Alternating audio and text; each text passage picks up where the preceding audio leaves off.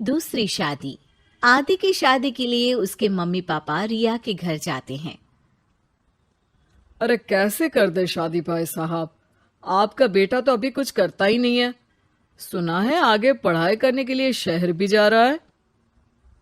तभी तो भाई साहब हम चाहते हैं कि शहर जाने से पहले इसकी शादी कर दे। और कमाने का क्या है, हर कोई तो पढ़ लिख कर कमाता ही है। हाँ हाँ, और गांव का सबसे बड़ा मकान और समृद्ध परिवार से है आदि। मुझे तो समझ में ही नहीं आता, इतनी जल्दी शादी। रिया भी अभी पढ़ रही है, इतनी अच्छी है वो पढ़ाई लिखाई में, कैसे शादी कर दूं। आप लोग थोड़ा समय दे। आदि के माता पिता घर चले जाते हैं, जहां आदि के पिता कहते हैं, अरे भाग्यवान, मुझे तो समझ ही नहीं आ रहा कि तू क्यों इतनी जल्दी आदि की शादी करवाना चाहती है।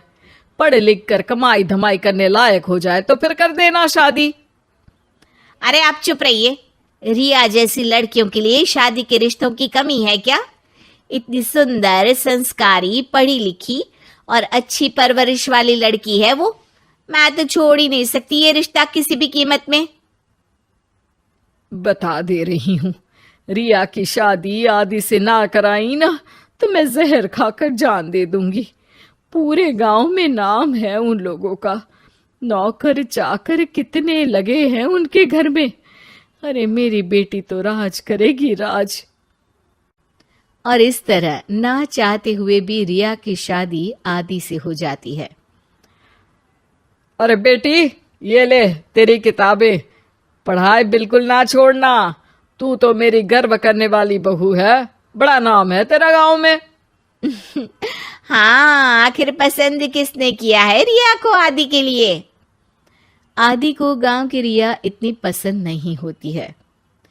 अरे यार, तू तो बड़ा लक्की निकला, रिया जैसी लड़की से तेरी शादी हो गई। अरे लक्की की क्या बात है, वो भी तो मेरे जैसे लड़के की बीवी बनकर किस्मत वाली बनी है ना। अरे अब तो तू रह नहीं दे, ना तो तू कमाता है ना ही पढ़ने में अच्छा है। क्या है तुझमें? बस पैसा, और वो भी बाप का। आदि को दोस्तों की बात पर बहुत गुस्सा आता है। पिताजी, मैं शहर जाना चाहता हूँ आगे की पढ़ाई के लिए। अरे बेटा, लेकिन यहाँ की पढ़ाई तो पहले पूरी हो जाए। नहीं नहीं, अब मैं किसी भी हालत में शहर में ही रहकर पढ़ाई करूंगा।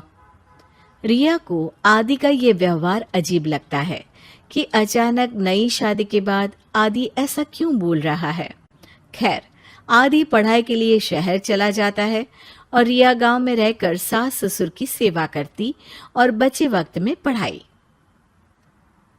अरे देखो, दामाद जी तो शहर चले गए, हमारी बेटी बेचारी अकेली रह गई। उसे कुछ दिनों के लिए यहीं बुला लाओ ना। रिया की माँ रिया के ससुराल उसे लेने जाती है कि उसके सास ससुर कहते हैं, अरे नहीं नहीं बहन जी, हमारा मन तो रिया के बिना नहीं लगेगा। हाँ माँ, इनको तो शहर जाना ही था पढ़ाई के लिए, बस थोड़ा पहले चले गए। माँ खाली हाथ वापस आ जाती है। आदि शहर में मन लगाकर पढ़ाई करता है और इंजीनियरिंग के लिए दाखिला ले लेता है, तो वहीं रिया भी एमए की पढ़ाई में प्रवेश लेकर समाज सेवा में मन लगाती है। तुझे देखकर लगता है कि मैंने तेरे साथ ठीक नहीं किया बेटी। शादी तो करवा दी लेकिन पति का साथ नहीं मिला। अरे तो क्या हुआ, जैसे मैं अपने माँ पापा के साथ थी वैसे अब आप दोनों के साथ हूँ, है ना? सास खुश हो जाती है। अरे सुनो, बहू आदि लौट रहा है शहर से, वो कल आ जाएगा, तुम लोग तैयारी कर लो। रिया ये सुनकर खुश हो जाती है। वो सोच लेती है कि अब वो कुछ दिनों तक आदि के साथ क्वालिटी टाइम बिताएगी। लेकिन जब आदि घर आता है तो उसके साथ होती है एक शहर की लड़की जो जींस और टॉप में होती है। ये मेरी दोस्त है, मेरे साथ रहेगी।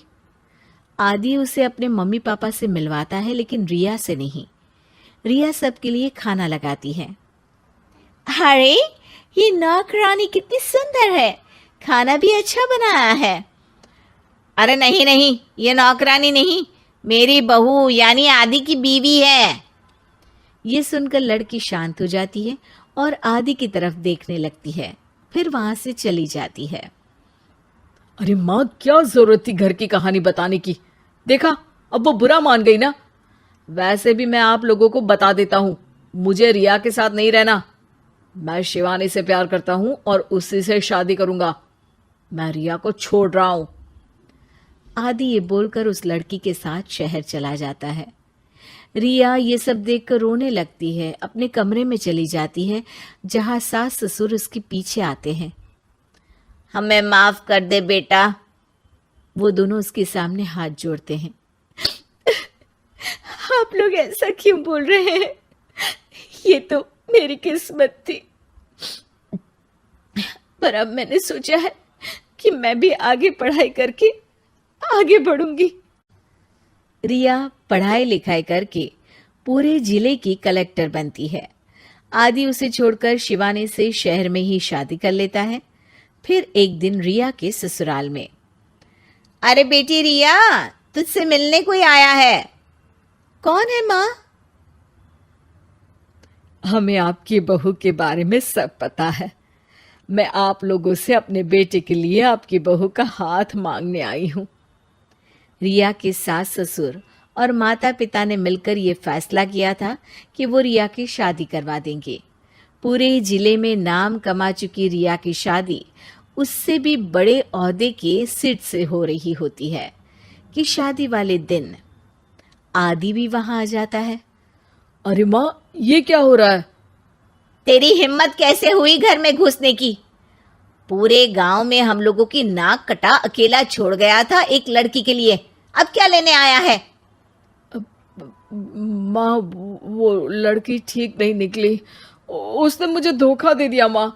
मैं रिया की कीमत समझ चुका हूँ। अरे इतने बड़े जिले की कलेक्टर है वो। मैं यहाँ नहीं था, फिर भी उसने आप लोगों का पूरा ध्यान रखा। बहुत लेट हो चुका है बेटा। रिया आज अपनी नई जिंदगी की शुरुआत करने जा रही है, अब उसे भी जीने का हक है। वो तेरी सुविधा से जिंदगी नहीं जी सकती। तूने तो हीरा खो दिया बेटा।